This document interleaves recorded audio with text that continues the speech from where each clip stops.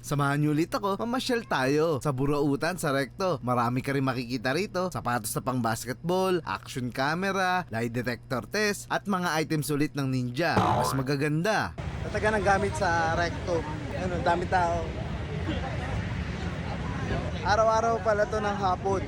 Dami nyo makikita rito mga rare items. Napakadami. Baka dito ko na nga makita yung kutsilong hinahanap ko na nasa hawakan yung talim.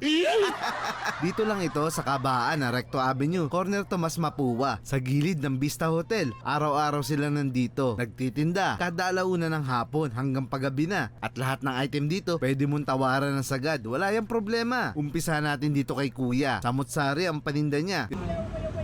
Yung basketball, oh. Okay pa ito pag nilaban, oh. Binili na ni Sir, oh.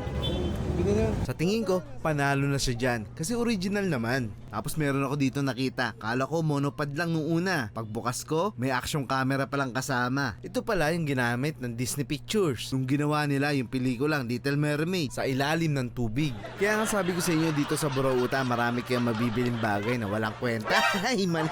Memorable pala. Kaya sisipagan nyo lang maghanap, tsambahan dito. Ito kuya, magkano benta mo? Ano na? 300. Ito, lie detector test. Saan ginagamit ito kuya?